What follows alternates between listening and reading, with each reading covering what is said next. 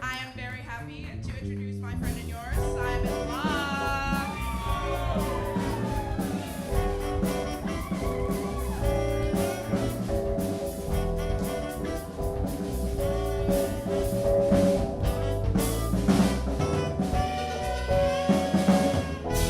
Oh yeah, welcome to the show. Quick check of the old fly. Folks, the new school semester begins.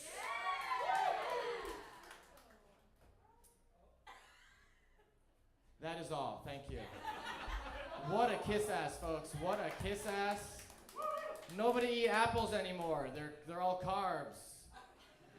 That would have landed if I had used the right verbiage. Nobody eat apples? The teacher becomes the student. Welcome to the talk show. I'm your host, Simon Bloch. This is our house band, the Jammies, led by Nicholas A.B. and the rest of the cats, who you will meet later. Give Nicholas a hand. Along with the rest of those fucking pajamas, am I right?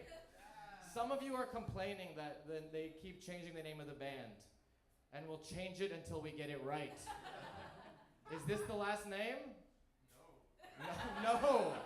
Who is to say, folks, did we have a good 9/11? Yeah, we're gonna take some risks tonight. Did we have a good 9/11? Did Osama give you everything you wanted?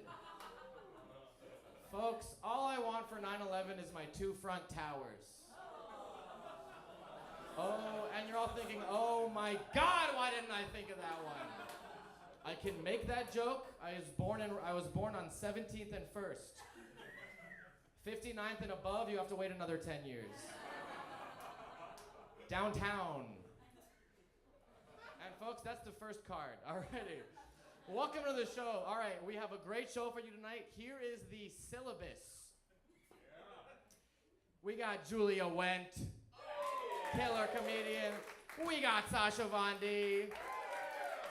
We have our distinguished guest, our school's teacher of the year. Ooh, mysterious. We have TAWANDA GONA.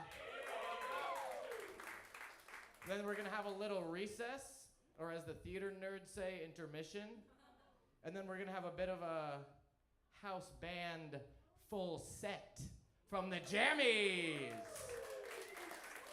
The cafeteria for lunch will be serving alcohol. Do not go to the bar in the front of the bar. Go to the bar in the back of the bar. This is Monica. She is here for you. Tip her with your blood, but mostly money. The blood is more of a, metaphor. Okay. Right. Folks, should we kick this thing off? I ask you, what is in the news? Huge news, folks. I'm gonna swap hands. Huge news, folks. The iPhone 16 came out today. Let's hear it for Tim, huh? Tim Cook. The iPhone 16 came out today to rave reviews. People are saying the new 16 surpasses the 15. Unfortunately, it falls just shy of the 17. Missed the mark, the 16.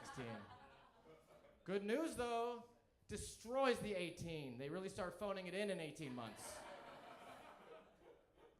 Phoning it in. Folks, in small news, Trump's Republican nominee for North Carolina governor went absolutely insane. Have you heard about this story? What'd you say?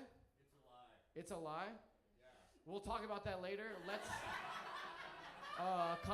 we'll give you stage time after the show. For the rest of the monologue, we're gonna assume it's true. Okay? Okay, doke. And really, this is a comedy show, so this is really not where we should be litigating these matters. We're kind of here to have a good time. This guy, he commented on a porn forum, allegedly, "I'm a black Nazi," which doesn't feel good coming out of my mouth, but it is hilarious. But folks, if you're gonna write, he wrote, "I'm a black Nazi," in all caps. Folks, in his defense, folks, we've all yelled and typed crazy things in the heat of pleasure, right? For example, just last night, I was giving myself the old Flintstone special. And I gotta be honest with you, I found myself yelling out, "I'm gonna come." Actually, that's pretty normal. Now that I think about it, the Nazi thing, there's really no excuse for that. Redacted. Dave Grohl. You guys heard. It's not true. It's okay. Oh, lie, you lie. Very good. Yes, you guys pick up quick. Folks, Dave Grohl announced publicly that he's having a child with another woman outside of his marriage.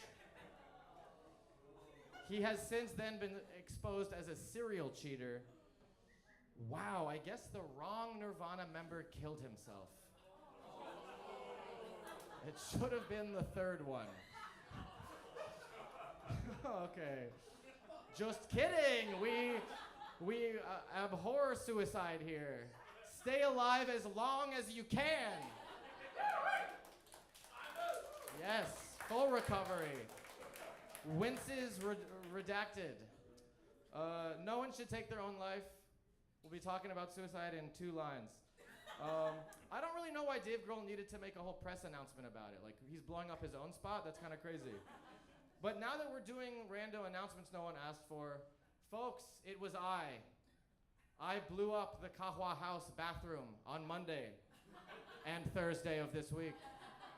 Apologize from me, and apologies from you to all of the beautiful Yemeni staff members and their wonderful patrons. Speaking of suicide, Sean Combs, aka Diddy, was recently put on suicide watch. But they say it's just a suggestion. We're having a little fun. We're taking some risks. I see one of you shaking your head. I'm going to ignore it. Sex trafficker and amateur musician Sean Combs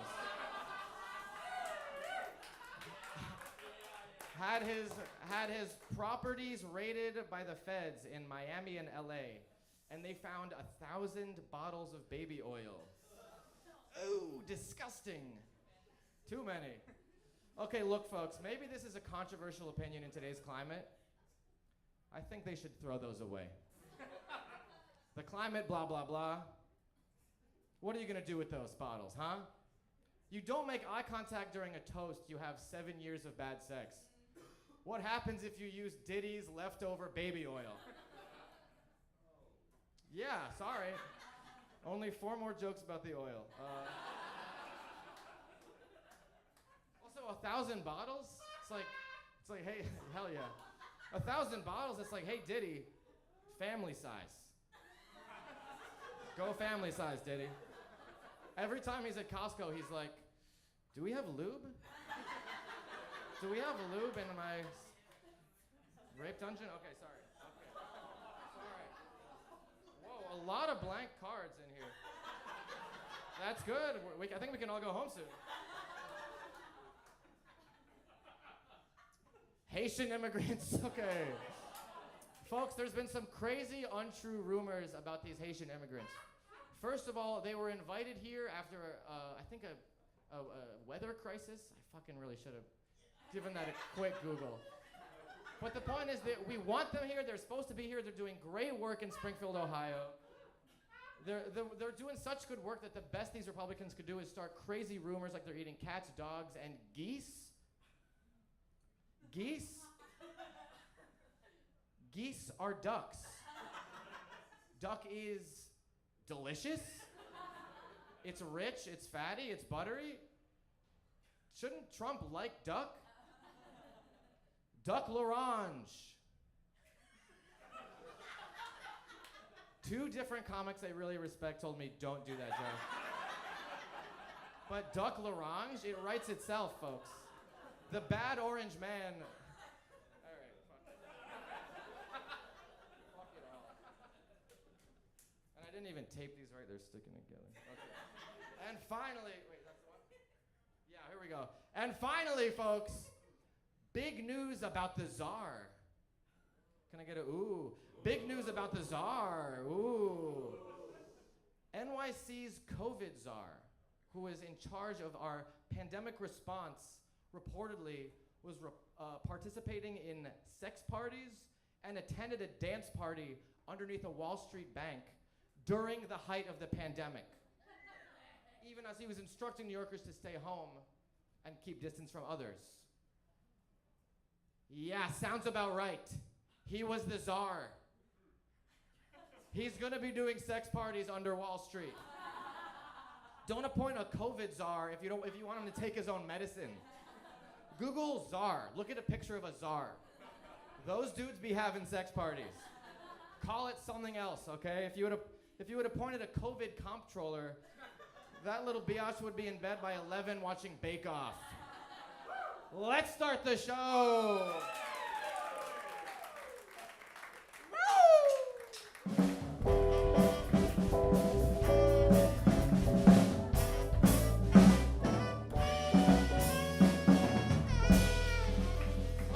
We're cooking. Who's ready for your first guest? I can't imagine where she could be standing. Folks, your first guest, I saw her perform all over the city before COVID. She's so funny. She knows my name. It was very flattering to me. She's so funny. She hails from Naperville, Illinois. Give it up right now for Julia Wendt.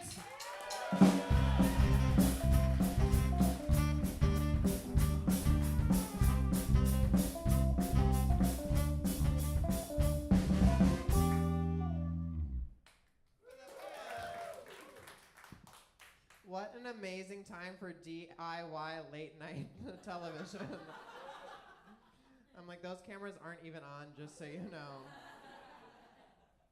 I came from Bushwick, which means I crossed the Newtown Creek, where unfortunately they just discovered another, cadaver. So now whenever I leave the house, my roommate sounds like a small town cop. She's like, be careful out there. They just found another body in the creek. But I made it. Give it up for the band. Yes. I totally am on the same page with you all of changing my name a bunch.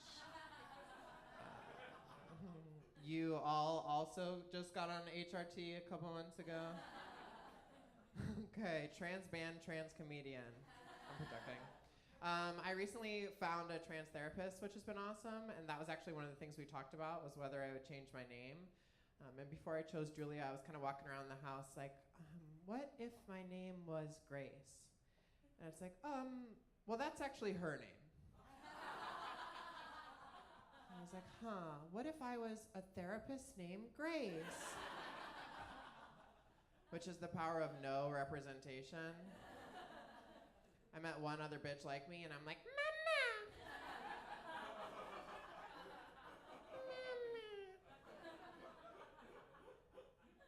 It's Zoom therapy. That's how I keep our sessions so short. I start mama, computer closed. She's awesome, though. One thing that... Okay, here's another name I'm actually trying. Like, this feels like a good space. What do y'all think about the name Judy Salad? Is that anything? You love it. Yeah, that, and then I'm always like, not in front of my salad. The catchphrase is the most important part of a name.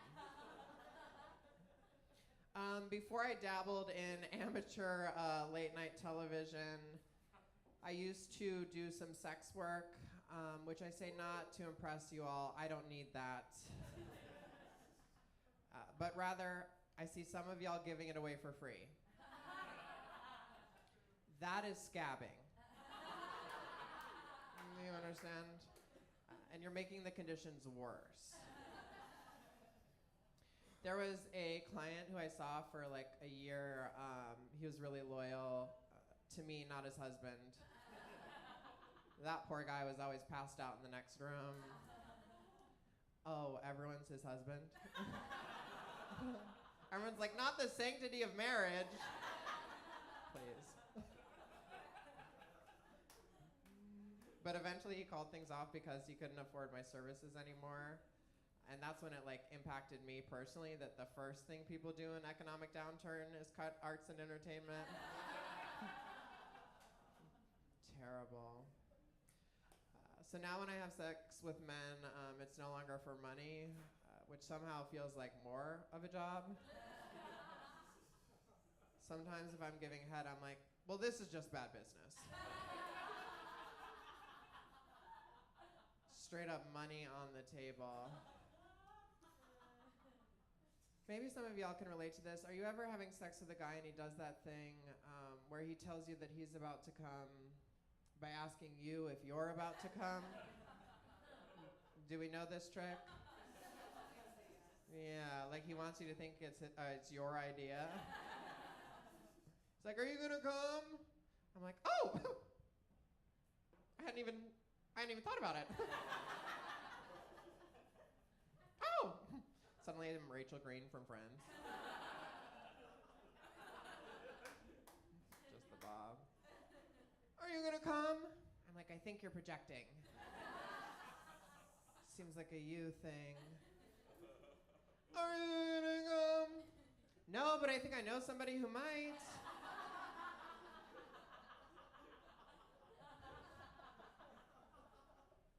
I get petulant. I'm like, why don't you make me?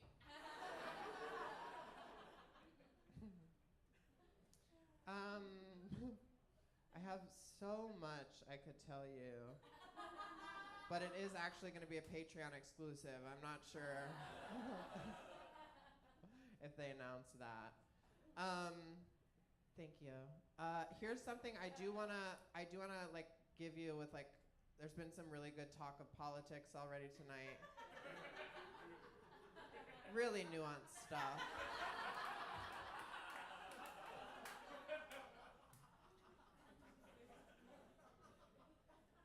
And a cause and a platform I've adopted is, it came from a conversation with a friend. She told me that she took her boyfriend to get a vasectomy.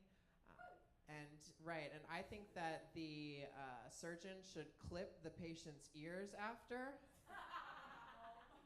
Kind of like they do with stray cats. That way we know we already got that one. All right, I'm Julia Wendt. Thank you so much, everybody. Thank you.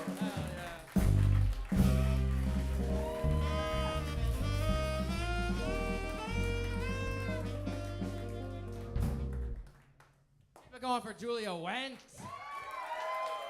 Oh yeah, they already got that one. Just for the record, this date I am getting paid for. Yeah, very true. Yes, indeed. I literally forgot what I was gonna say. What a great start. Oh yeah, you didn't think my jokes were nuanced in the monologue? We were really delving deep there, I thought. I'm a single issue voter. Okay. Fair, very fair. Yeah.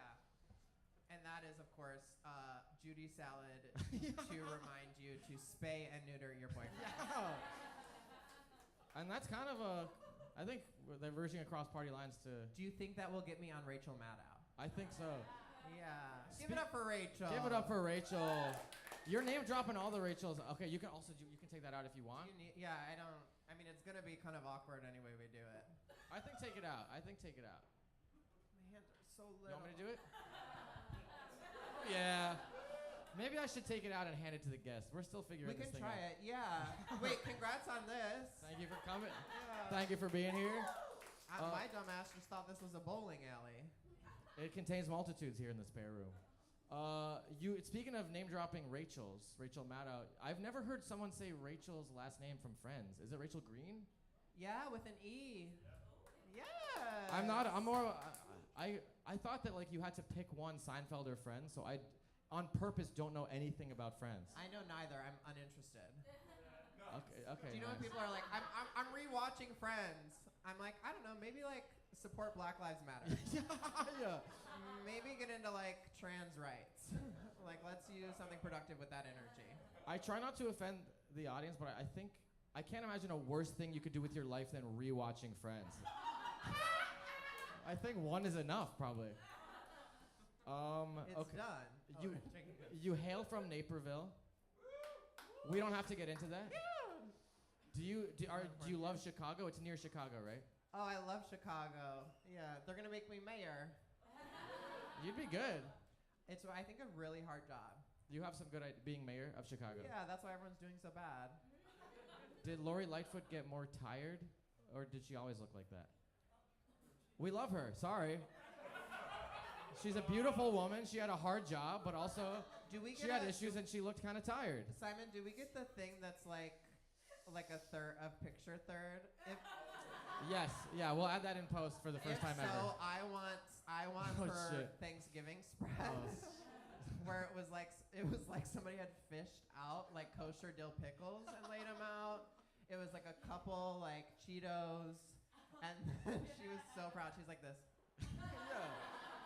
I think she has Addison disease, but We can poke a little. her eyes were really popping. I had a dog who Those had eyes are that popping. same thing. Yeah. Girl, your eyes are popping. Thank you. Or are your eyes popping, or is it just the Addison? Are you just Addison to see me? Okay. It's nothing. There's that nuanced political take I am here for. Okay, so you appeared on, this is an unrelated shout out. You appeared on HBO Girls Rewatch Pod. Can we shout them out? It's a really good podcast. It is really good, and I'm really happy for my friends. You were great. You were talking about chores. You mentioned, or I think your roommate mentioned that you do the dishes and chores in heels. Is this true? Well, I wouldn't do them unkept. Very fair. Very fair. Well, how do you do them? How would you reach the sink? Nice. Nice. You can give it to her. It's okay. Very good. Very good. I have a roommate to help me, okay? With a booster. He gets on his hands and knees, and then we swap when it's time for the silverware. Yeah. Do you use a lorry or do you have a light foot? Okay. Do I use a I lorry? didn't see Very you. nice. I was like, God? Nicholas, we're playing it fast. Everyone's chiming in. Who else wants the mic?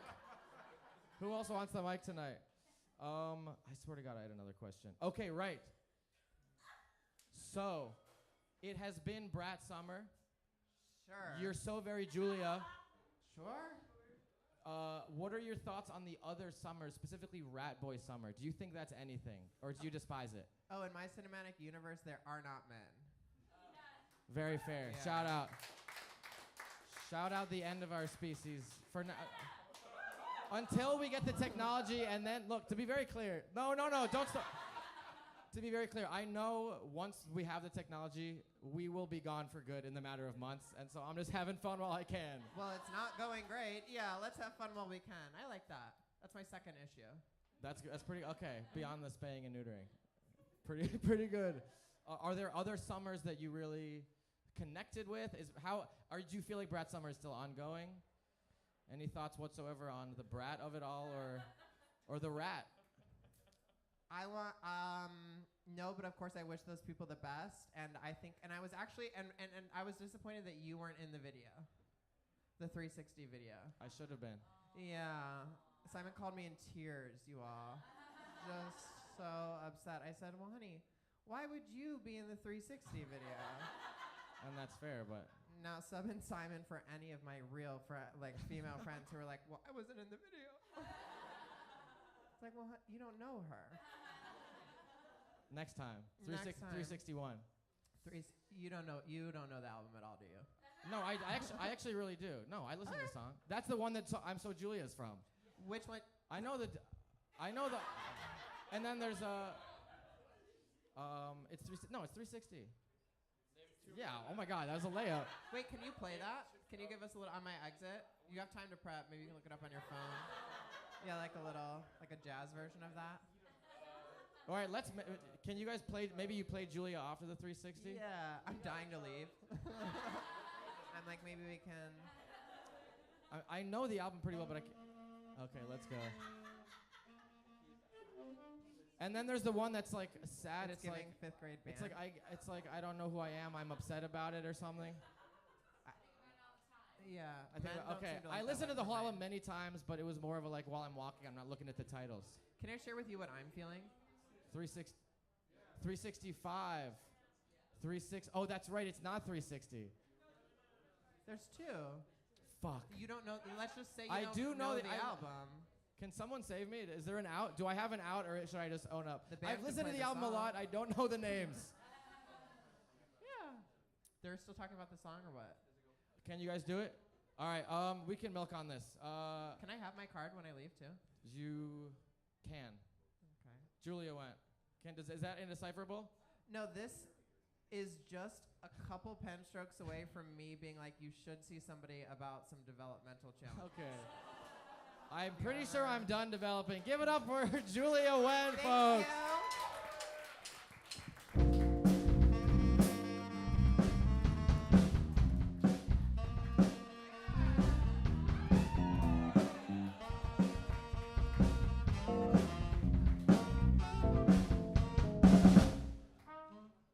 One more time for Julia Wen.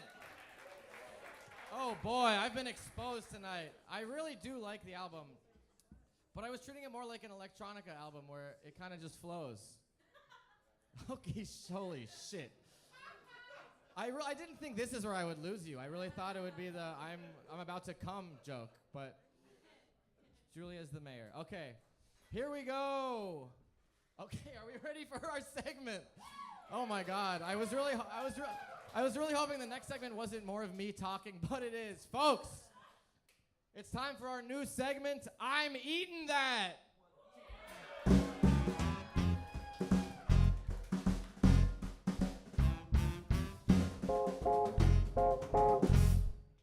Folks, I'm eating that. Here's the deal. We're about to do a just because I didn't spend just quite enough time on the allegations of the Haitians eating pets, we're giving it a whole fucking segment tonight, folks. So here's the deal, right? I love veganism and I support it. We got a few vegans in the band. Shout out. Or one or two? Vegetarians. That counts? Scoreboard. Here's the deal. Meat is murder.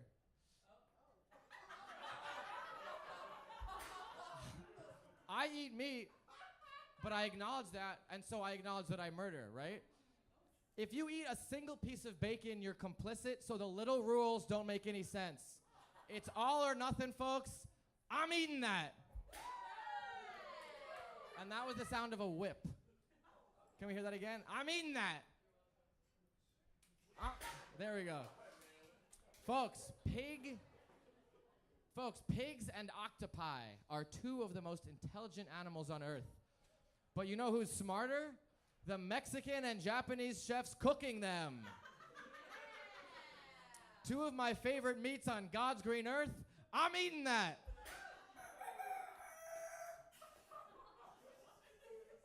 Cows, folks, I'm eating that. A steak, a burger, Madonna. When I was in Cairo, I ate a cow brain with pita. True story. And I named the cow before I bit down. And I named the cow before I bit down. I'm eating that.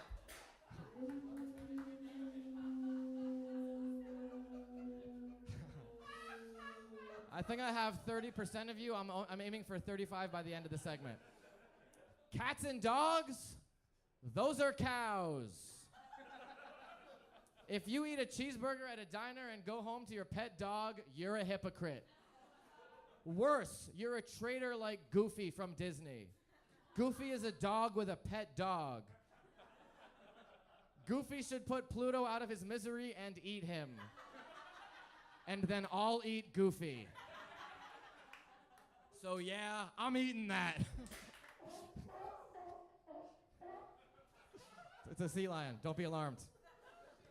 I'm eating Goofy, folks. You think I'm going to make an exception because my COVID girlfriend had a schnauzer?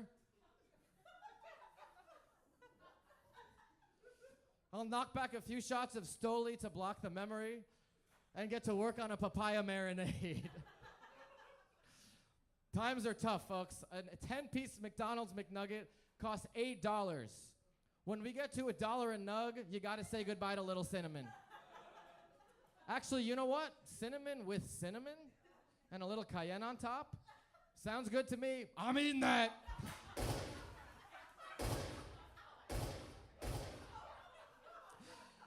Folks, you might be disgusted, but we're talking about savings. And you're not even thinking about the soups. Okay, now, does the audience want to shout out any animals that you might be wondering about? Alligator? I'm eating that.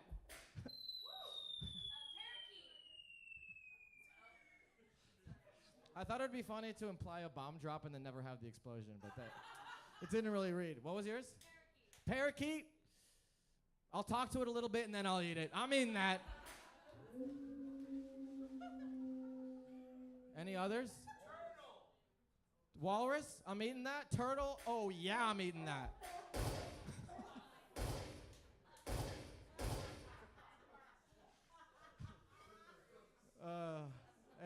One more. Anybody? One more time? Moudin. Don't know what it is. I'm eating that.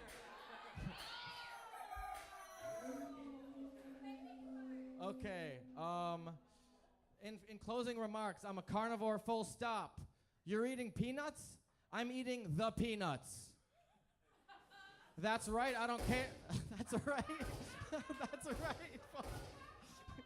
That's right, folks. I don't care if they're supposed to be people. I'm starting with Snoopy, and I'm saving Linus and Lucy for dessert. I will say, though, I don't eat veal. It's a baby. Inhumane. I'm not eating that. This has been I'm Eating That.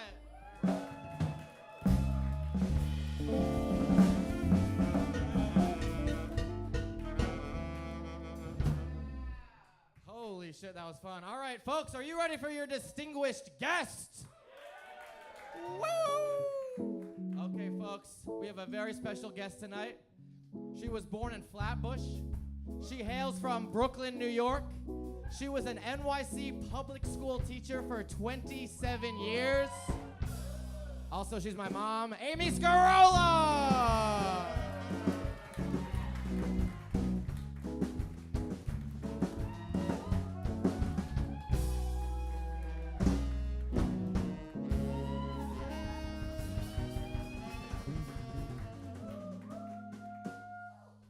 Okay, I guess I'll call you Mama.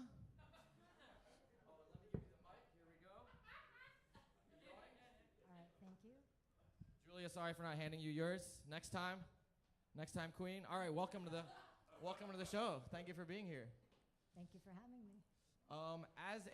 As a rule, we always ask our guests a little bit about their nighttime routine, but I will also ask if you, as a kind of spin, because you were getting up early at like 5, 6 a.m. for hundreds of years, a little bit about your morning routine. That's cool. Yeah. Well, let's see. I used to set the alarm for 5:45. Jesus Christ. I rarely made it to the alarm clock. I'd usually wake up at 5:30 just naturally and thinking, do I have more time to sleep? So you would wake up to think about sleeping. Well, you know, when you're teaching, it doesn't matter how much sleep you had or didn't have the night before. You just get up and go. So. That's I mean, yeah, you literally have to be there. There's kids that need to be educated. Yeah. If you miss, they won't know about like France. Right. Plus they dock you. You know, it's like if you're late or whatever. Okay. So get up at 5:45. Get in the shower right away, and get dressed. Right. Then wake up the kid. Me. Let him know. Yeah. Get dressed, buddy. And then I'll make breakfast and lunch, and then we would have breakfast together. And That then I recall. Excuse me. That I recall. Okay. Good. Because eventually I would get up. I can't, because now as an adult I'm thinking like, oh, she was getting herself up, but then also doing 4 rounds of waking me up, especially when I was a little bit older. Well, maybe a little. Yeah, when you got older a little bit. But Good. pretty much you were a good cooperator. Good breakfast though, buttered toast, almonds, Yep. some oranges, granola, cereal, very good.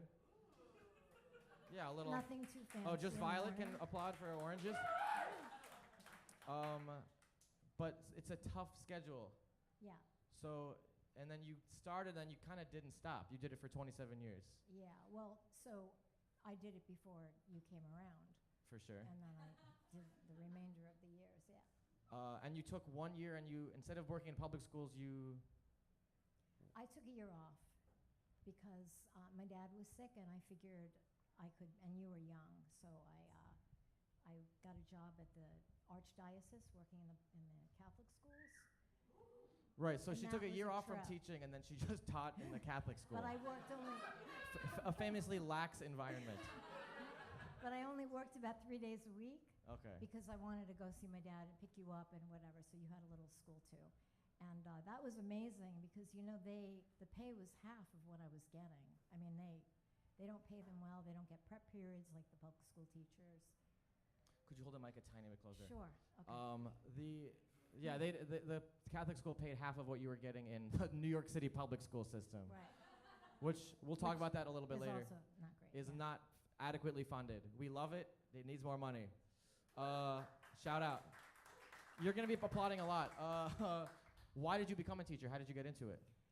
I think when I was a kid, I wanted to be a teacher. It just seemed like fun. I liked other kids, and I figured I'd want to be around them. And then there was that story. One day I was doing a lot of work in arts organizations because I was a painter, so I had like these little art jobs, like galleries, and the framer. I learned how to frame, different things. And then I was walking down the street one day. I was working in a women's inner arts center, technical director of the film school.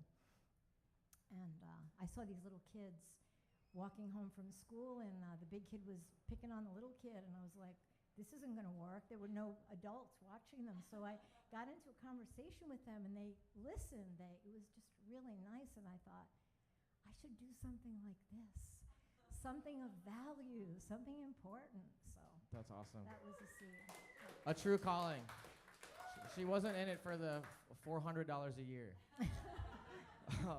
And you, okay, so you taught, we won't say the names of the school just for respect, but you taught one school for a number of years in the Lower East Side, Right. and then one in East Harlem. Right. Can you talk a little bit about those communities? I know there were some kids that were like unhoused. Right. Can you talk about okay. like the communities Right. around the schools that you were working with? Okay, so the first school in the East Village that I worked in, well, the Lower East Side, there was one city block, and half was the school, and the other half was the shelter, where the kids, and there were 3 categories of shelter, just kids who didn't have homes, they were with their parents, or burnout. So if their apartment went on fire, there was a section. And then there was so it was like burnout and battery for the women who were not being treated well at home. They got to live there anonymously, different names. It was like there was no way of contacting them, and they had a pretty good record. And this shelter was a transition because they had social workers there for the kids. It was really pretty good. And for the families to help them to get jobs and to look for a real apartment. Right. But they did have like 2 families per room, like to each apartment. So you'd be sharing, like 2 mothers would be sharing with their kids. The shelters were not well It was funded at all. really, yeah. And then this is something that I think I only found out when we were talking earlier. I guess you don't think about this, but it's the public school's responsibility to provide education for anyone that needs education. Right. So sometimes these unhoused families, students are coming into the classroom in like the middle of the year. They come anytime. Whenever the situation comes that they all of a sudden have no place to live, they go to the shelter. Sometimes they'd come to the shelter, and then after lunch, the parents would come in and bring the kid. So the kid wouldn't have notebook, anything, the clothes on their back. We had extra clothes that we would give them. Yeah. And you never knew when a kid came. We usually send them home with a notebook and pencils, whatever. You never knew how long they would last. They'd maybe be there the next day. Maybe they'd be there for the rest of the year. Damn, but Yeah. like, would it be kind of sad to then lose them? One day Yeah, they didn't exactly. come to school, and then you never saw them again. And then you found out from the social worker, oh yeah, they got a place in Jamaica. Okay, that's good. Okay, Mhm. cool. Damn. So you were also teaching in East Harlem, and like obviously people know it's like a big Puerto Rican population, but it's like a big immigrant community in general in East Harlem. Right. What was it like with having like a very kind of diverse student body? It was great. I mean, I don't know. Immigrants are great. Immigrants, they. You're here to hear literally first. People come to this country, and what do they want? They want to provide a good life for their family. And so, they want to support their kids as best as they can. And sometimes of course, many times they have so many challenges, but, they back you up. So I had one story when I was teaching downtown. There was only one Chinese person in my class, actually, and it was funny because one time there was this little racist vibe in the classroom. A racist vibe in the little classroom. Little racist vibe. Somebody made some comment about, like, Chinese people. They made something, whatever, and I'm like, oh, this has got to be remedied. Good. So I wound up doing a whole unit on China, brought them to Chinatown, and by the end, like, teaching them, like, Chinese calligraphy. This is 3rd grade.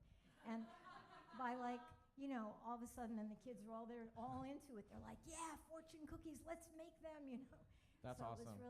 it changed things around. But That's how it's done. That's pretty sick. But we also had the same little girl. I decided we were going to make puppets, so I told the kids to bring in socks. Just socks, buttons, felts, whatever you have at home. Right. Little things that we're going to, like, make. Every kid's gonna make a Whatever. puppet. Every kid's gonna bring make in a some puppet. socks. The next day, 5 kids bring socks. 5. But the Chinese mom came in with a big bag, and she's like, for the whole class. Hell yeah. Shout out. That's great. Shout out. Yeah. That's pretty cool. Yeah. Shout out to that specific mom Yeah, she was great.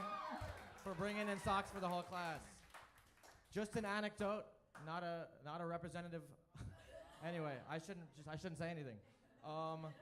So let's talk about the meat and potatoes. Okay. Public schools are good and important. Public schools are for the people. Yes. They're It's really, when we were coming over here, my husband, who's here, said, you're not against private schools. And I said, no, I'm not against private schools, but public schools should be there for everyone. And what I'm not hot on is the charter schools. And the reason why, like if you're in a building, like for example, I'll just give you a personal, my personal experience. We're in a building and there's a certain amount of attrition and we have a couple of extra rooms and then charter school is coming in and then they actually go into every room to see how many kids are in the classes, like how can you condense, like look at this closet space, maybe the reading specialist can work out of the closet, or the art teacher, why does she need an art room? Why can't you just have the art teacher get a cart and wheel around her art supplies to every classroom so the children can have art in their rooms? I mean, an art teacher without a room is insane. And to be clear, what we're talking about is there's been a public school for decades. Yes. Right? For 100 years. This one that I've been, I'm not going to Right. say the name, but it's like, was like 3 floors, four? 5 floors. 5 floors. It's been operating. It was constructed in theory to accommodate the size of the student body of that community. Right. The charter school comes in, they're not building their own building in many cases. Right, so they get They're the top taking floor. over the top floor. Right, so they said, okay, so you guys move down, we'll take the top floor. Now, I had a classroom in the top floor, and you know, it gets pretty hot in May, June, because the sun is beating on the roof. We had no air conditioners. Charter school comes in. All of a sudden, before they come in, they paint the entire 5th floor. They put air conditioners in all the classrooms. And then the kids come in and they're all wearing uniforms, and then it's like a whole new crew of young teachers. And they're non-union. We're union. That's a whole other story. Union is so important. Because the principals in the charter school, if they had all these young new teachers, and what do young new teachers need? They can't be great teachers. They need to have mentors. They need to be buddied up with an experienced teacher. When you have an entire staff of new young teachers, there's nobody really to rely on. So the principal came in to observe them. They didn't like what they saw. I mean, there were teachers that were told, don't come back after lunch. And then they'd break up the class. Because it's like privately owned. Well, because Or they get the it's corporate independently money. managed, so they're, you know, that's the issue with unions. There's job guarantee. Right. It's connected to the kind of municipal and the state infrastructure, so there's job security and things are handled. When things are kind of done for profit or in a separate way, Right. there's not the same guarantees. And then there were issues like the supplies. Like all of a sudden we had this, you know, a major gym, but then we had a little gym, which was a sort of like little lunchroom area, but it's where the little kids, if it were a rainy day, where they would have their activities because they couldn't go outside during recess. And that room, which is like pretty big, would get like the boxes, the deliveries would be like up to the ceiling. And what were they? They were supplies, like all this corporate money that was coming into the schools. The problem with the charter school is that the money for every child, like every school gets paid for the number of students. So if you lose students because a charter school is hand-picking the kids, then there's less money for the regular kids, and they hand-pick the kids, like the kids that they seem to think are going to do better. So if a kid has any problems, like if they have an IEP, which is, you know, a kid has special needs and they get special services, they don't want to take those kids because that's going to cost them more money. So then it leaves the public school with less kids and kids with greater needs, less money, and then the public school kids see these charter school kids coming in with like, and they're like, oh, what are all those boxes? What are we getting? And then you can see on the boxes what it is. It's like, you know, like new charts and Right. new, you know, technical equipment and computers. And it's like, And meanwhile, you're spending, you said, like hundreds of dollars Yeah, per and we're- year. and You're we're- paying, my mom would pay, and I remember this, and I would be jealous. The public school kids, look, to be clear, the public school kids would be jealous of the charter school kids because they'd be getting this extra funding for their supplies. right. So my mom would pay out of pocket for like No, chalk, it's not just me. like it's all art supplies. teachers. So for the bulletin boards, you'd go Yeah. crazy. She's also Yeah. she's an artist, so she'd go crazy on the bulletin boards. Hell yeah, dude. No, but all the teachers. But then I'm like, really- I'm like, you're spending $20 on crayons for these kids. Like, let me get a little Hot Wheels action. But it was the right thing to do in retrospect. Okay. We got to keep it moving, but I do want to ask, like, what would you say, like, some of the hardest stuff about teaching, or some of the greatest stuff about teaching, like looking back at your time? Okay. The hardest stuff, I guess, is my first school. We had a great great administrators. Like whatever you wanted to do, like I remember going into my principal one day saying, can I teach my kids to meditate? I had this little book, Meditating with Children. She's like, oh yeah, Scarella, whatever you can do to get this, keep them happy, because you know the kids they had problems at home. Many of our kids, were coming from tough situations, so that's one thing. But seeing kids progress, kids coming in really shy at the beginning of the year, they can't read or whatever. I mean, you have kids that will go up 2 grade levels if they're motivated, if they get the attention they need. That's awesome. It's great. It's a great thing to do. Any of you feel that in you? Would you encourage people? I know it's hard. Even today, I know that we don't have time to get into it, all the extra regulation that they throw on, all the constraints they put on new teachers. Would you still recommend it as a pursuit? Well, yeah, I would, absolutely. It's sort of, we had a lot more freedom, say, because I taught for 27 years. Those first years, creating your own lesson plans, doing many more projects. But even with the micromanaging which they're doing, I still think there are ways that teachers find to reach their kids. And I think, all of my colleagues, they all did different kinds of jobs, and they did great jobs. So. And you did a great job here. Thanks for coming on the show, Mom. One more time for Amy Scarola.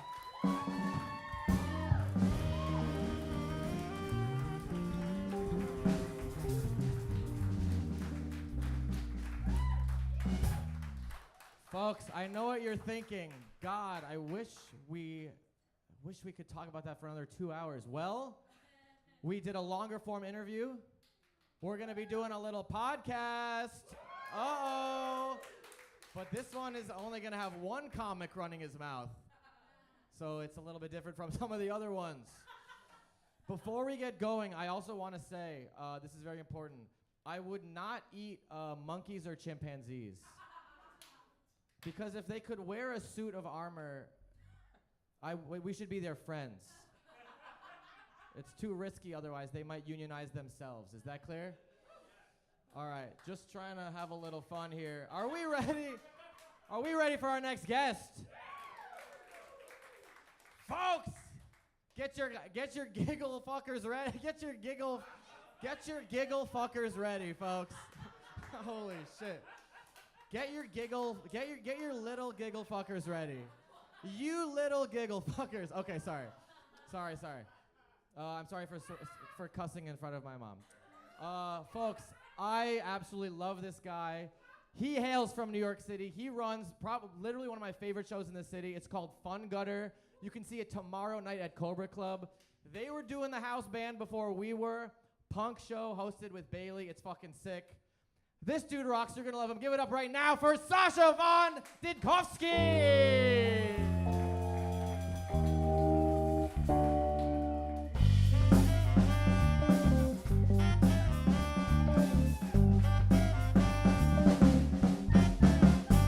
Yes!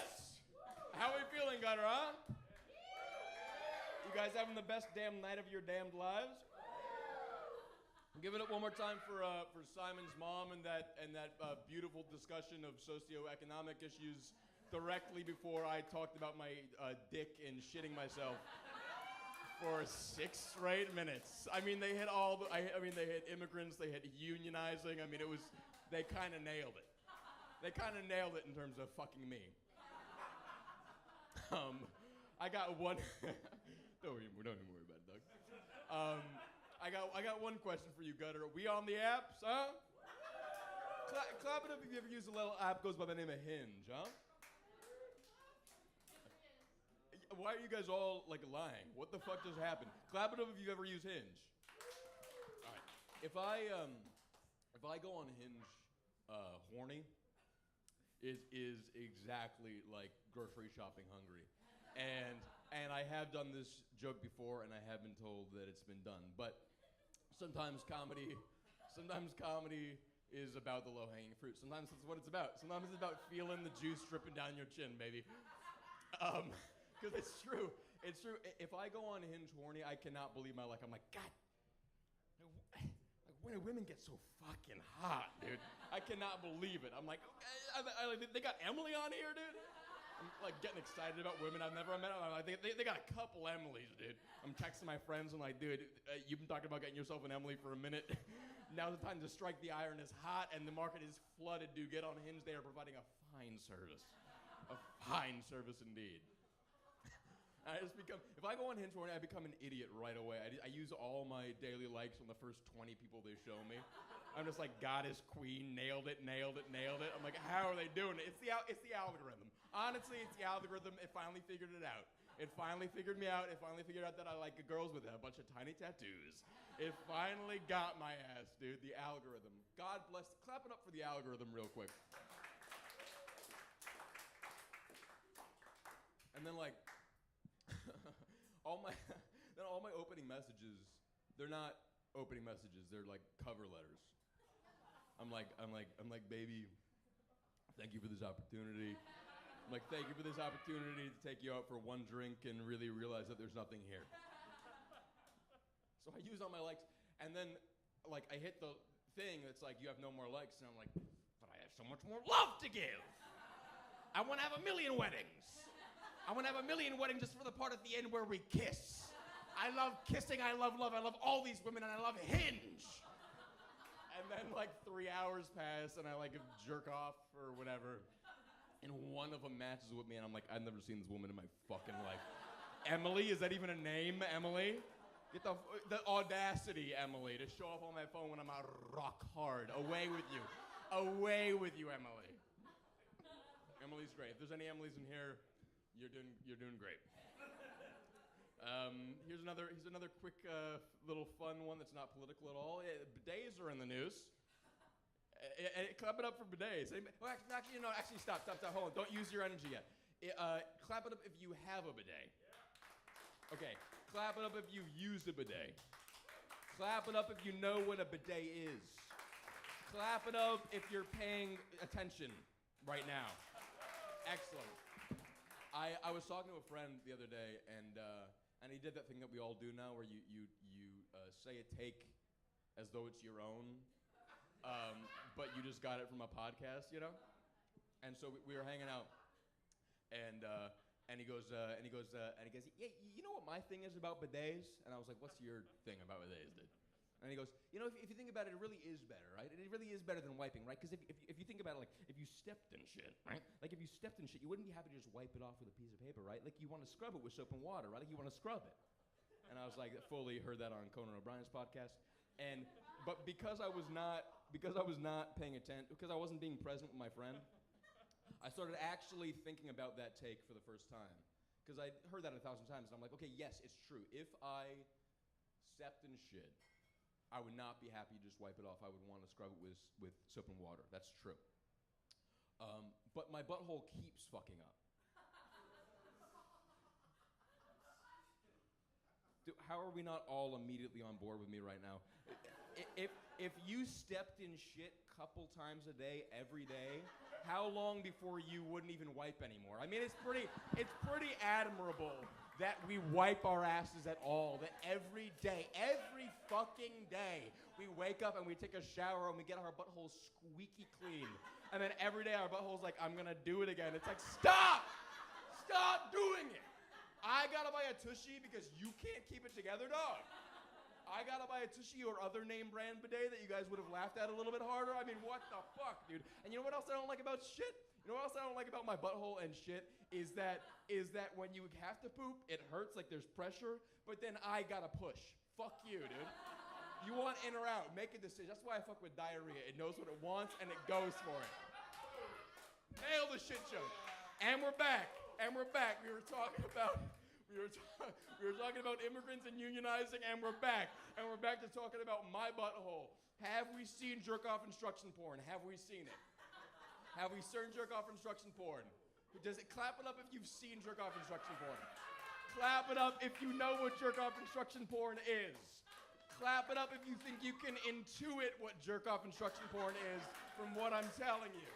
Clap it up if you are in the small minority of people in this room who still doesn't know what I'm talking about and is gonna make me explain it in front of Simon's mother and father. Jerk-off instruction porn is a video where a naked lady looks in the lens and she tells you how to yoink your doink. That's what it is. I like the videos. Here's my gripe. Hey, that's not the joke part.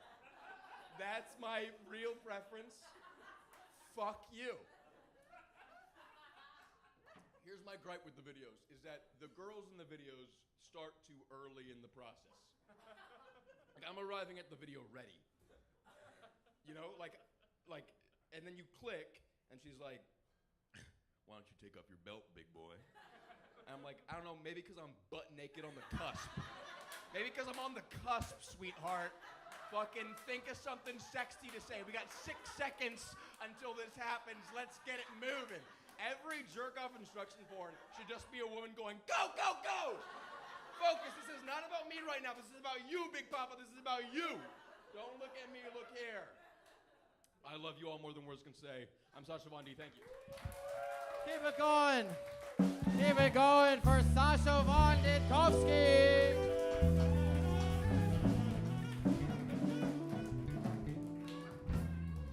Fabulous, buddy. Hell yeah. It's true, yeah. They think you're getting home like you're still taking off your bag. Like this is my laptop. Yeah, I didn't stumble across it. Yeah, it's like, oh I my god. wasn't in the woods and I'm like, whoa. It's not on the animated screen at the bus stop. Like, okay, hell yeah. All right, now let's get political and dry. Let's bring the vibe way back down, folks. So how do you think Eric Adams is doing? No, we're not gonna do that. Yeah, I'm not touching that. But you are from New York City. I am from New York City, Couple yeah. New York and boys. I think we need to fund our public schools. What do you people think, huh? And I think we need to pay our teachers. What do you people think, huh? Oh yeah. And I think we need to, whatever, I got nothing. What were you gonna say? No, we're both a couple. What did you say? You said fair? I didn't hear what you said. Go on. Okay, we'll talk later. Well, we'll plug Fun Getter. Remind me to plug Fun Getter at the end. I'll remember. I'm a good host. I'll remember. Yeah, we'll see. We're New York boys. How do you feel when somebody, like when somebody asks where I'm from and I say I'm from New York? Yeah. It's like, oh, okay. Yeah. What was that like? Yeah. Exhausting. Stop doing it. Right. I don't. We're all here. It's a nothing question, and it's a nothing question, and I don't like you. And you're from what neighborhood, if I may ask? And I know this is. He's mad at me already. All right. Here's the thing. Here's the deal. What's that? I'm not doing it then. Here's the thing. Here's the thing is that when I say what neighborhood I'm from, people who aren't from New York right. Do about 17 seconds of boring jokes. So I implore So hear him out. Hear him out. I implore you all to not react when I say that I'm from the Upper East Side. I'm from the Upper East Side. So is Nick. So is our band leader. Are you really? What street? 84 and Lakes. Fucking 93rd between Park and Lakes, brother. Nice. Okay, Doug. Hell yeah. Nice. Third and third. But yeah. If I'm anytime I'm at a party and somebody asks where I'm from, I say New York City, and they say, "Where are you from in the city?" And I look in their fiery eyes. And I look deep. I look in their eyes as dark as as deep as the night is dark, and I say, is this somebody who's gonna talk about Gossip Girl for the next 17 seconds, or is this a decent person? Right. And if I detect any hint of them going, oh, Ferrari trust fund baby, I go, I'm from East Harlem. Right. And I think that's fair. Yeah. Because you're not a Ferrari trust fund baby. No. You're a solid boy. I don't know what the fuck that means. You're a solid boy. I don't know. No, let me just. I don't know. SASHA is a real dude. Go to Fun Gutter tomorrow. You'll get the vibe. I'm not. So talk about punk. We were talking the other day. I asked if punk is dead. I don't think it's dead, but I think there's a lot of cosplaying as hippies. There's a lot of mahalo. I do kind of see you as the real deal. Oh yeah. You got the fucking long hair. You got the, kind of not the brightest colored, loose button downs. like he doesn't. Right, He dressed up for the occasion. He's a real of the soil dude. Yeah. This guy. Yeah, straight from the soil, Ben. What are your thoughts on fashion in general? Your own sense of fashion? Oh, well, so I just moved to Bushwick. Let's clap it up for Bushwick. I said, I don't know if everybody heard me. I said maybe let's clap it up for Bushwick. Yeah, there's people here. We got people here. I just moved to Bushwick, and I'm pretty nauseous about how cleanly I slot into the landscape. I'm really upset about the round peg, round hole, no kerf, no gap, perfect. I catch No kerf. No kerf. Yeah, I taught No- you that word. You taught me this word. No kerf. Kerf is the width of the blade that you use to cut a material, and it takes off. Often an We're eighth of getting an the inch. light. We're getting the light after After I'm kerf. trying to teach people about woodworking. Yeah, pretty displeased with it. Well, yeah, because I got this haircut. Beautiful. Thank you. Yeah, let's clap it up for the haircut, huh? He looks good. So something like 6 years ago, 4 years ago, Right.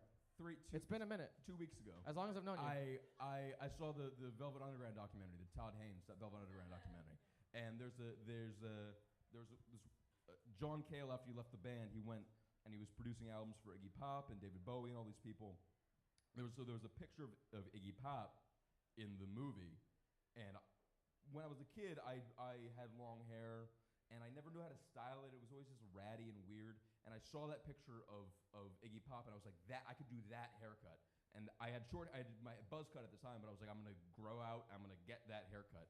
And now that my hair's long enough to have that haircut, every motherfucker in Brooklyn has that haircut. Every single dude who moved here from Iowa bought a camo hunter gear hat and a pair of Carhartt pants has the haircut that I have now, and I'm very upset about it. And it's like, I think we mostly agree about this. We were talking about this, where like, I do think, on some way, like, I think these guys look good, right? I think my issue is not We were on the phone, and I was like, these guys who like, there's got to be a weird moment where like, at this point, okay, when a few years ago, when people started like reclaiming camo, you know, remember, why are all you guys so quiet? Have you been to Variety Coffee? What's going on right now?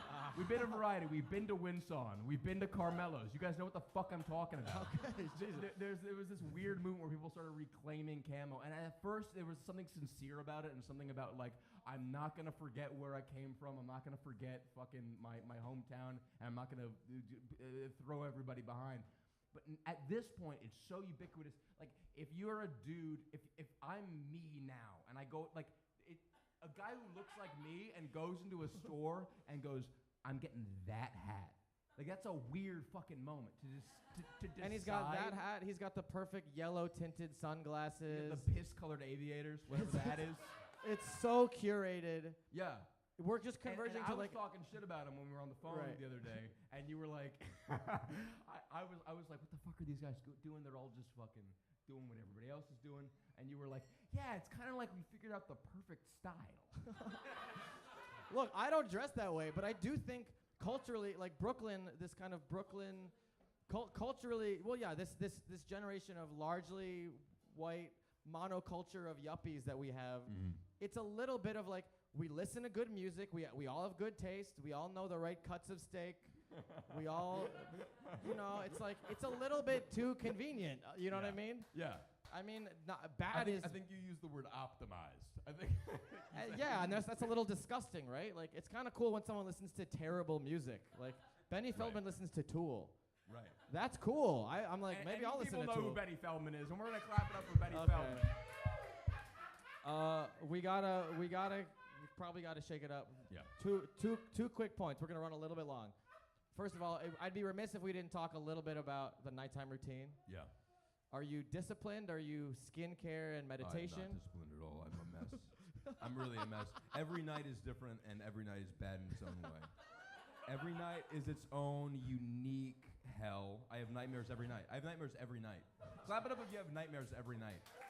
What is going on with all of us? What is going on with all of us? Did we get microchipped with the vaccine? I think we might have. Just Carl Sonnefeld's laughing at that one. I have nightmares every single night of my life, and they're not even metaphors. They're not even like I am touching a horse and there's like a beam of light on me. It's like a voice in the sky is like, you're mad at your father, and I'm like, oh, okay, that's what's going on with me. I have no way to fix it. I can't. It's just a guy punching you over and over. Yeah. Yeah, it's just a guy. It's just my dad. It's just Actually, I'm not going to say that. Whatever. What's the next question? Okay, last question. We got to do this. We'd be remiss if we weren't New York boys. Yeah. What's up with the subway? People don't know what the fuck they're doing on People the don't know subway. what they're doing on the subway. Is it getting worse? It is getting worse. It's getting worse, right? It's getting worse, right? Okay. With all love a But transplant. it's not just tonight, Violet. It's every day of my goddamn life. Have we ever transferred at Union Square? What is going? Okay, clap it up if you understand that the escalator has lanes. Okay, this is a group of people with fucking values, dude. Yes. Every single day I take the escalator, and it's the right side is for people who have big bags and carts and old people who want to stand, and the left is for people who mean what they say. The left is for people who keep their promises and have fucking ambition in life and are going somewhere. I'm trying to go to work, and there's this weird fucking thing about we were talking about it the other day. Like I have gotten so fucking aggressive in my dotage. Yeah. I've gotten so aggressive Yeah. in my later years. Me too. I've been doing dude. Today on the way here, I hit him with a. I hit him with a whistle from Nice. the bottom of the escalator because some motherfuckers just stood at the top. He doesn't have a fucking bag. He's not. They're like the ride is over, so I can now stand and text. Right. Yes. Right. Yes, and it's like just the lack of just turn around and the fucking wall of humanity behind you, and I can't believe everybody's not just chloroforming that guy. Yeah. Just He's the beating one who shit out deserves of it. him. Nobody else should get chloroformed. This guy, we can give him a little poison. Why are you softening what I just said? Well, 'cause we all hate the guy I'm talking about. Fuck that guy. Let's chloroform him and throw him into the tracks. I think Cause another delay. chloroform is a sensitive topic. We want to cause more delays for the train. Keep it going for SASHA VOND, everybody.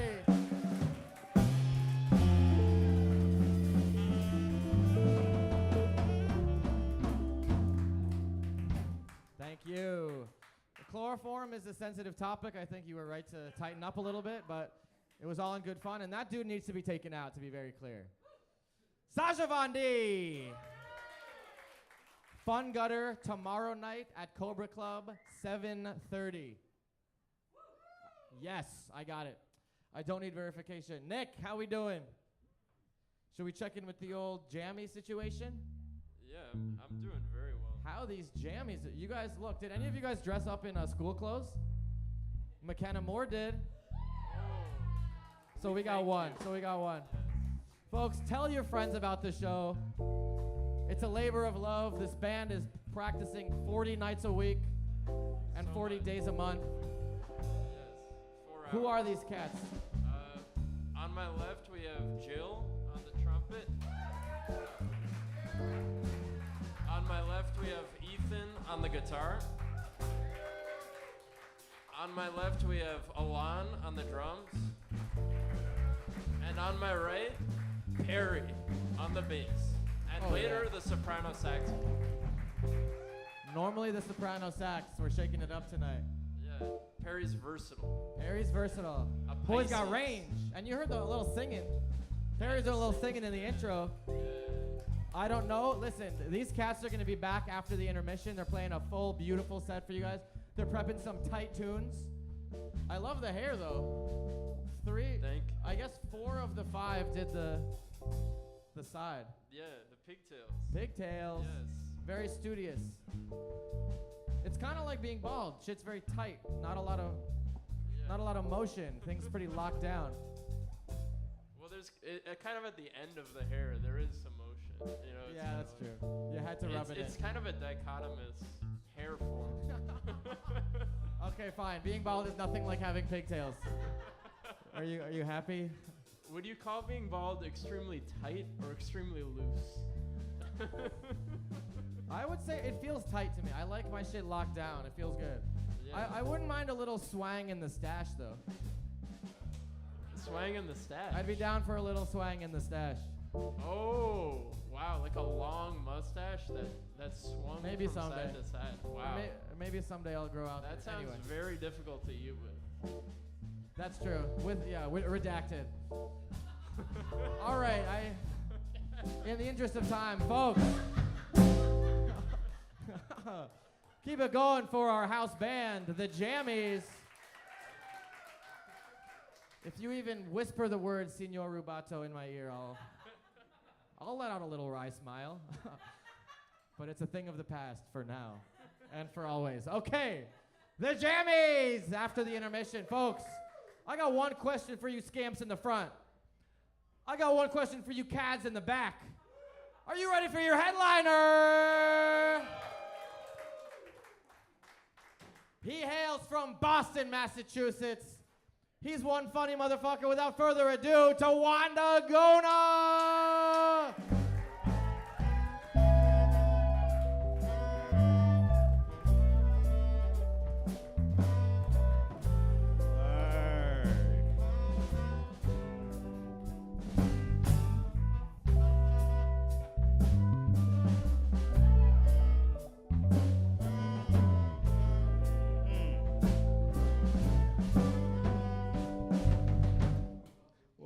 Get up for them real quick, yes. The Jammies, I like y'all. Y'all give me like polycule vibes. Like you all live in one apartment in Ridgewood with 2 bathrooms and 3 bedrooms, and it's perfect. It's fucking great. You take the B60 together holding hands. I like Word. What's up? How are y'all? Y'all good? Yeah, damn. It's cold as shit in here, right? Yeah, right? It's freezing. It's colder than Diddy's jail cell. Jesus. Oh, sorry. You want him to be free?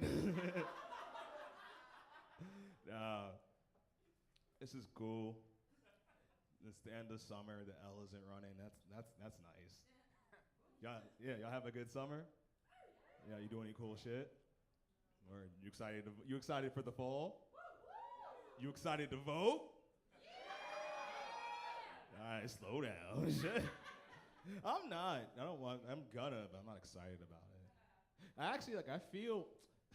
I feel really bad for Donald Trump right now. I feel bad for, not like I pity him, like, cause like, dude, imagine being 78 years old and you have to be president. Or you're going to jail. Like, you have to be president.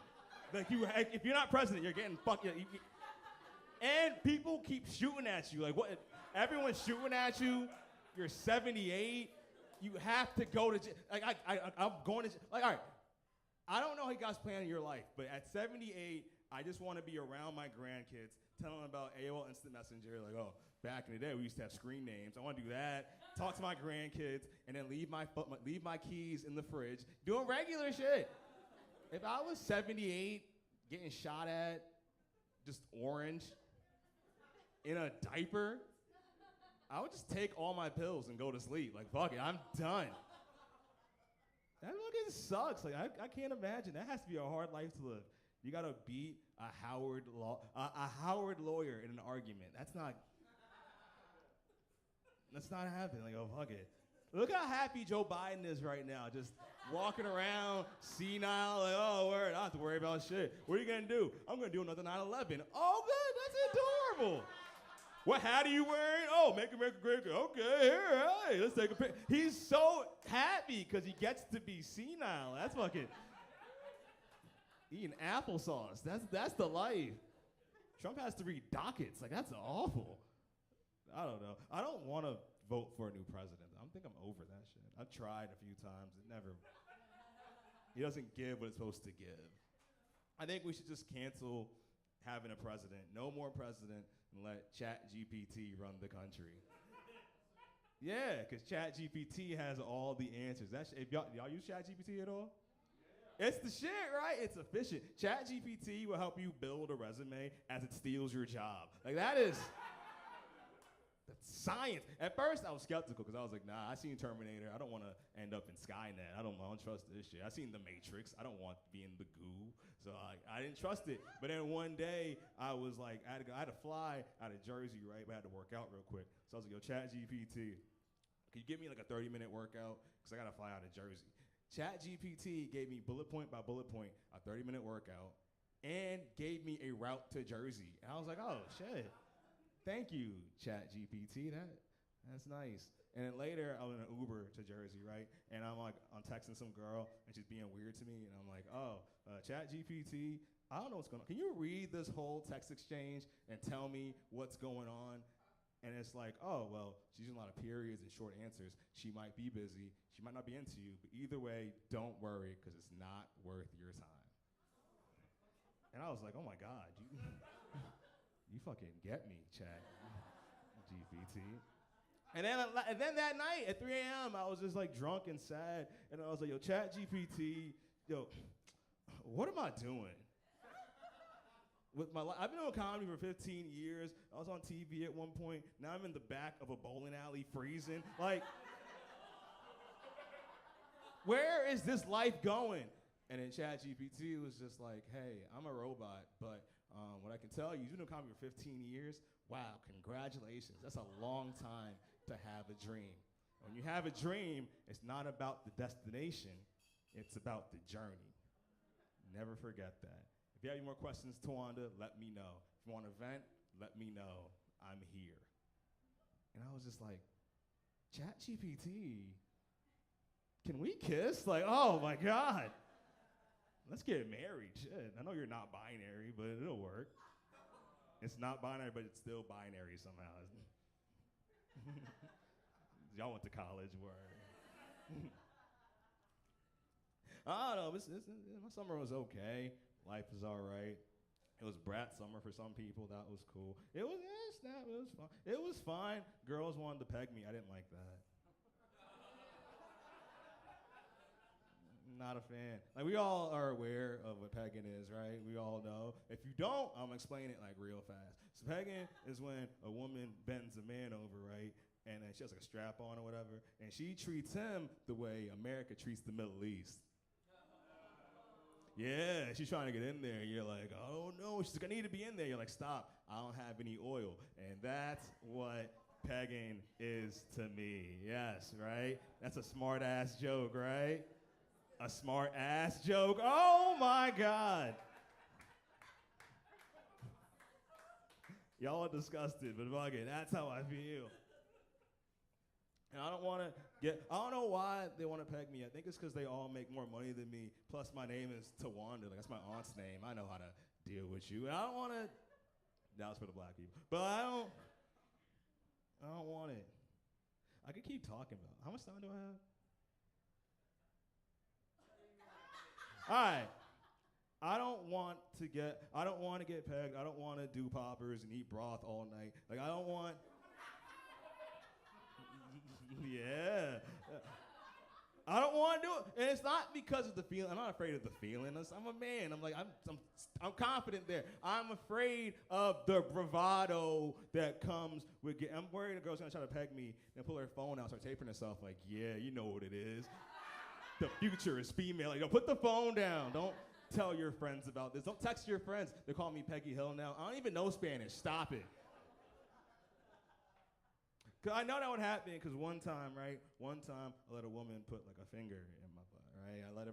At first, yeah, I was skeptical. But she went to Harvard. So I was like, word, she's probably smart or whatever. She knows what she's doing. Plus, if by chance of the property, she went to Harvard. Puts a finger in my butt. I went to Harvard too. My LinkedIn is better now. What's cracking? So like, she was doing it, and it was fine. It was very okay. It was like a McChicken from McDonald's. It was like, all right, whatever. And she was like, oh, but the problem was she wouldn't stop talking. She's like, oh my God, Tawanda, what are you thinking right now? What's going through your mind? Are you vulnerable? Are you scared? What are you thinking? Tell me, how do you feel? How do you feel? And I was like, this is okay. I have a question though. Do you have like a nail clipper or like a file? Cause I feel something. I don't know what it is, but the call is coming from inside the house. We stopped dating after that, but when I go out, I get my nails clipped first because I've walked a mile in your shoes. Thank you. That's feminism right there, yes. I don't know. I gotta go get a haircut soon. Yeah, I do. But it sucks because like I used to have a cool barbershop, but it shut down. I had a really fun barbershop. I had to go to a new one. It's like in a salon, and it's not the same. Because in a salon, it's like everyone is like nicer. My old barbershop was like toxic. They're just old Brooklyn niggas, just toxic. Great. They all thought I was gay because my name is Tawanda. They're like, oh no, you might have chose that, my niggas. What's going on? And it's like they were toxic, but they did good work, right? So I went back because I expect quality. But what happened was like they would say crazy shit, and I'd have to combat it because I'm a person. But like one time they were like, I don't give a fuck. If you have a gay thought, that means you gay. And I was like, dog, that's not how thoughts work. And they were like, yo, you right. All right, it's Tawanda. He's the official gay nigga at the barbershop. He's seen Paris is Burning like 3 times. He understands. So they're just asking me gay questions. Like they're like Tawanda, Lil Nas X, what's the deal there? And I'm like, I don't know, he's 22, living his life. All right, if the gay nigga approve, I approve Lil Nas X. Tawanda has mad gay knowledge. I was like, all right, whatever. Heavy is the head that wears the crown. So like, but then one day I walked in and I sat down, right? Dude didn't even say hi. He was like, yo, Tawanda, did you hear the gay niggas is trying to take Father's Day from us? And I was like, okay, what? He said, nah, I heard that the LGBTQ community said Father's Day is problematic. And I was like, wait, who taught you LGBTQ community? It's giving growth right now. Wow. So it's progress. They're doing better. Yeah, I try to be a good person.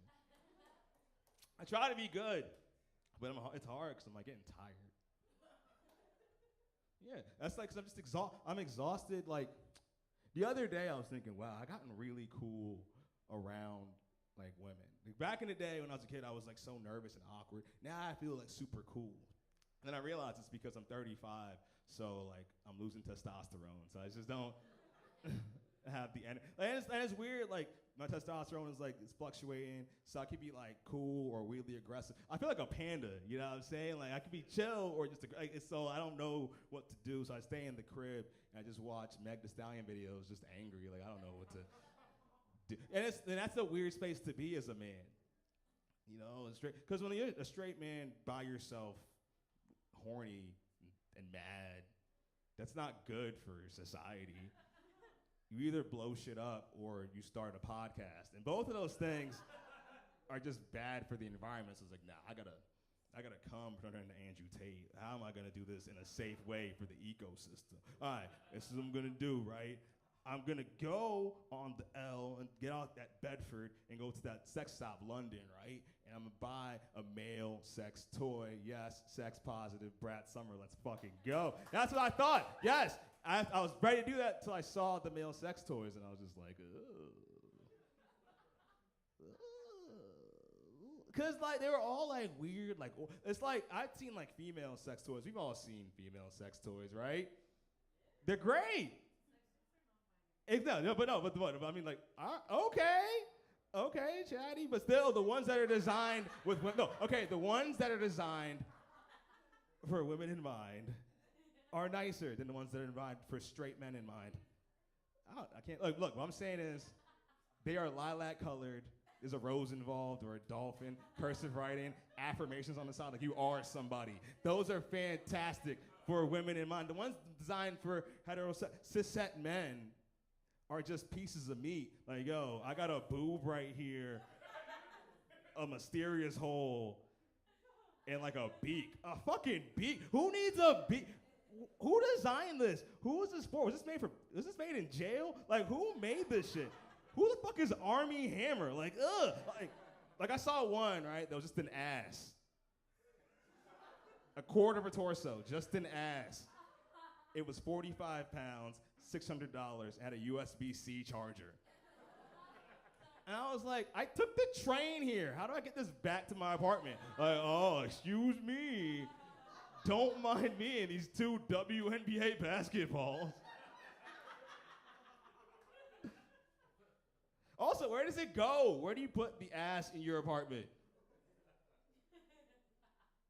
right? Like, I remember years ago, I went to a woman's apartment, and she had a vibrator on her nightstand. Bam, charging. And I was like, oh, shit. And she was just like, oops, sorry, I wasn't expecting company. And I was like, oh, that's fine. We laughed. It was fun. Now imagine going to a man's house, right? And he just has an ass in the corner. Just like, what the fuck? And he's just like, oops, sorry. Why is it charging? Oh, shit. I wasn't expecting company. You're in danger? All right. That's my time. Thank you guys so much. Keep it going. Keep it going for TAWANDA, GONA. Come on down. I got not to put you on blast. I love that when you were trying to clarify that you didn't mean that the sex toys should be gendered, you started saying pink is for girls. It's lilac colored. What do you expect? Lilac is just a very. No, I feel like I'm not saying it's for. I'm not saying it's for women. Rather, For sure. Definitely not. What I am saying For is sure, that for sure. in the sex toys that I saw at the establishment, For sure. the nicer ones are lilac colored. And they can be very gendered. They can be very gendered. You Yes. know? There we go. See? Even the sex toy industry is complicit in the binary. Topple it. Okay. Yeah. Okay. I also say I love that you didn't bump on the, like, you were surprised that the guys at the barber shop knew LGBTQ, but you didn't bump the fact that they knew Paris is burning. That's a deep cut otherwise. That's a good joke. I like this joke. I like to, say something from the set because I thought it was a good moment. Very good documentary as well. New York City ballroom scene. Check it out. Paris is burning. Well, all right. Some inside baseball. I Let's used to say he's seen Moonlight and didn't wince at the beach part.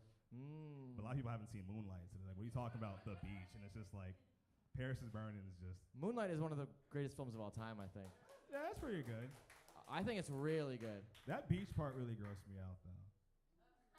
To each their own. Because because look, if I was jerking somebody off in the sand, right, and they came in my hand, I'm not wiping my hand in the sand, and then just driving. I want to see one part where he's like, what? There's so much sand. But like. You can't. I want just have I want to see him like wipe his hand. Be like, oh, that was fun, right? And he wipes his hand off. That's what I wanted to see. Okay. Oh, you're saying it's like seeing condoms and Insecure. Oh, you're saying it wasn't hot enough. No, I just thought about the practicality of like, bro, now your hand is just. I think if you're Tummy having and sex on sandy. the beach, you can use the sand for whatever, you know? You wash your hand. Hygiene. Well, maybe there was a shot. Maybe they cut footage of them going into the water and like. Water was a big theme in that movie. All right, they could have had a water scene where he just like puts his hand in the water, That's and it's like true. that's that cool blue lighting for black people reflecting on the land. It's like, oh, this is fucking poetic. I think Moonlight's really good. Yeah. I fucking love Moonlight. Okay, anyway, we gotta get to this. We gotta get to the serious business. Yeah. You post on your IG. I love these. You post stuff that's on my chest. Volume 1, Volume 5, Volume 30. I like these. They're honest takes. One of the last truly honest people on IG. Some of them are spicy, some of them are controversial, but I respect that you're doing these. Have you ever gotten in trouble for something you posted on one of these? Not to put you on the spot, but it is, yeah. I got into like a weird argument about this, and I had to like reevaluate because I had one about like this was targeted towards like. To black men who date white women. And I was like, if you're a black man dating a white woman, make sure that white woman has black female friends. Sounds valid. It does, but then It's not my business, but it sounds reasonable. But then somebody was just like, but okay, but it's like, my black female friend was just like, then why am I involved in this? Like, I don't need to. Right. Why give me another job? I don't. Need to. right. And I was like, oh, that's fair. That's funny. And then I said, The Batman is the best Batman movie. People got mad about that. Wait, is that Michael Keaton? No, fuck Michael Keaton and his fucking cigarette mouth. No. Oh, the new one. Yes. Robert Pattinson, yes. The new one is Twilight- really good. My man from Twilight, I didn't trust it, and then I saw him and I was like, yo, you're the. He was just a junkie. Yeah. He had like Bruce Wayne had scoliosis. It was fucking awesome. It was dark. He had angst. He's all bent over. I like this take. No one gets me. Yeah. This is a good take. Okay, one of your posts you posted, you're kind of anti-reels. Or you said you don't want to see other comics. He said I don't want to see other comics doing reels of their stand-up doing better than me, which is extremely valid. That's his joke. Well, Pretty good. Because look, I meant in the sense of like, as a comic, right? I'm a comedian, so like I have friends and I'm a comedian. They're like, oh, yo, Tawanda, have you seen this reel about this other comedian? And like, it's funny, right? And I'm like, bro, why are you sending me this dude who has like 5 million views on this one joke that I hate? Yeah. That'd be like if I sent you a video of your ex dancing at her wedding. Like, what are you doing? It's like I'm working on it. Yeah, you see this? Yeah. And like, oh, don't you think it's funny? I'm like, bro, stop it. For sure. It's because I'm sitting here trying to figure out how to make content. right. And somebody's like, look at this content, huh? Like, I can't. Yeah, someone who nailed it. It's like, yeah. Yeah. Then I know that person in real life, and they're just like, they're sad too. So it's like, I'm not gonna tell them the truth. That's why I kind of feel like on a cooking show, when they show that they have the finished product, it's like, well, let me see what I would have done. You know? Yeah. Like you don't have to show me this perfect. This it's like this. It has makeup on it. Like, let me do my own little turkey. I would love on a cooking show if like once You know in a what I mean? while. Like that one person. I'd love on a cooking show if once in a while like they show the thing of like when you make the thing and then you fail at it, and then you gotta and then you gotta eat it sadly for the next 3 days. That's all the food you got in the fridge. right. It's like son of a oh god. Like one time I was making kale and I put some cayenne pepper on it. That's what I thought. Good. I put cinnamon instead. I Oh, know. that's worse. And I had to just eat that. Good for you. Yeah, because I was on a budget because I was poor. So it was just like I want to see shit like that. Like, oh, I gotta eat this. Waste not, want not. Yeah. Eat that cinnamon. Or it's like they're cooking and like they're about to make the chicken and they don't know if it's too slimy or not. Oh yeah, that's They're tough. like, I don't know. I gotta Google this. Yeah. I want to see that. We cook good. We cook good chicken. I want to see like a divorced cooking show. Oh, you want to see you want them to get into the weeds with like bad chicken? Yeah. No one wants to see that. I disagree. I want to see pain. That's fair. There's hardships. Paula Dean should at least be burning the shit out of her hand every now and then. Yeah. Well, Paula Dean should get off TV. She said a few. Yeah. bad Honestly, things. we don't want to hear what she says when she burns her hand. Never mind. I don't know who's gonna. Okay, we're gonna end with this. This is maybe too deep of a cut, but one of you posted. You think Mike Epps is funnier than Chris Tucker? Yes, I think he had a better career. I kind of agree. I think Mike Epps is really funny. Yeah, Mike Epps is great. Mike Epps, Okay. he has range. He was in Next Friday, Friday After Next. He was in Resident Evil Afterlife. Yes. He was on Winning Time. He pays his taxes. Chris Tucker don't. That's true. Wait, I mean, Chris Tucker. He also Mike Epps was never on Epstein's Island. Chris Tucker was. Was he really? Oh, that's bad. But to be fair, I watched the documentary, and it was really. They show a picture of him there, and you could see he's like mad confused. Like, what the fuck am I doing here? And then one of the victims was like, actually, he was there. He had no idea what was going on. He was. Oh, that's cool. He was actually really nice. So he's the one person that we can take off the list. Yeah, but he was also like he was too. Take him out redacted. But he was also like he was cool with a lot of people that have been accused of shit. Like, all right, he was cool with Epstein, bad. Well, also, he's cool with Bill Clinton, bad, and he's cool with Michael Jackson, which is just like that's not a good list. And also, no pun intended. To be fair, I would never go to Epstein's Island for any reason. But if I was there and then someone pulled out a camera, the move would be to like look confused. Be like, oh, I don't. Oh. You sit here like, oh my god. Yeah, what do we? I don't even know. I didn't even. Yeah, I didn't even know it was for that. Oops. Oops. Oops is crazy. Oops is insane. Because oops is an acknowledgement. Like the Captain Crunch box, like oops, all Yeah, kids. yeah. Folks, one more time for TAWANDA GONA. Come on. Right.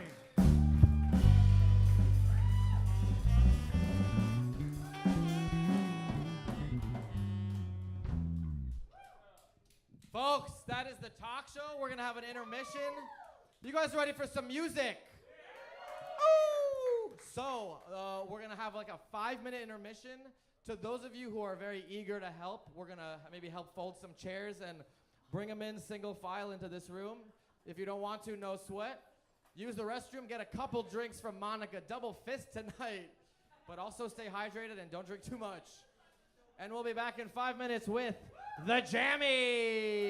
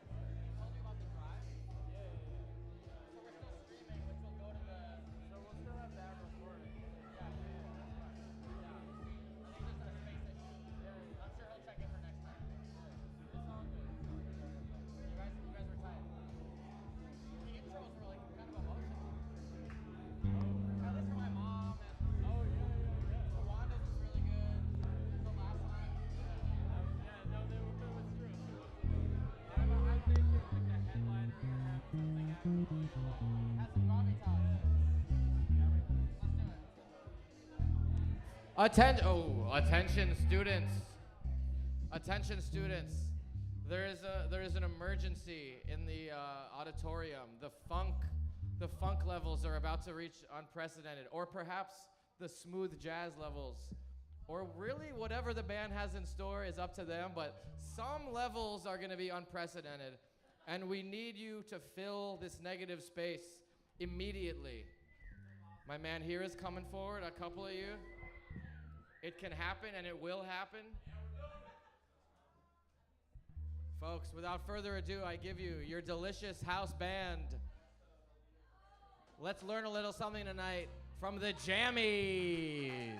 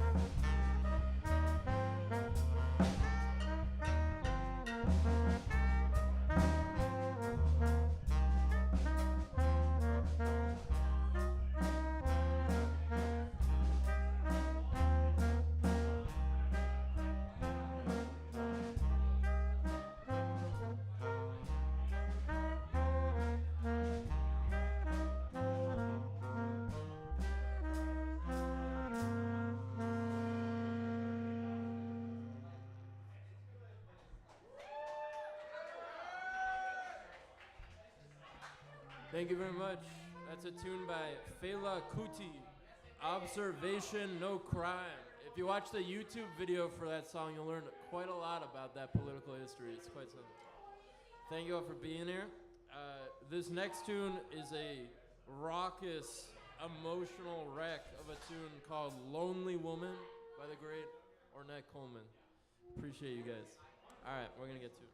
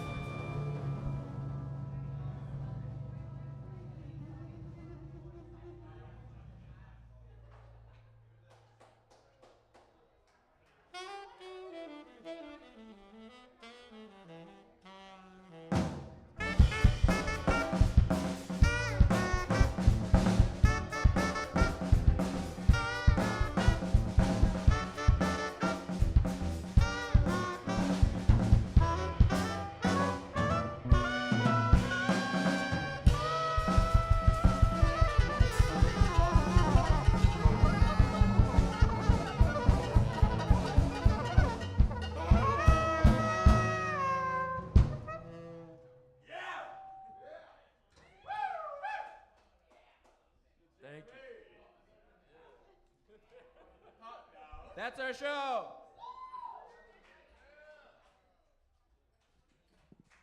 Folks, thank you for coming out. This has been the Nighttime Routine. We're back October 15th or 16th. Whichever one is a Friday. Please follow us on Instagram. Put the word out to your friends if you had a good time. If you hated the show, tell people it was bad. We're doing this shit honor system like a school. I don't think you did, though. We'll see you in October. Have a good night. Peace.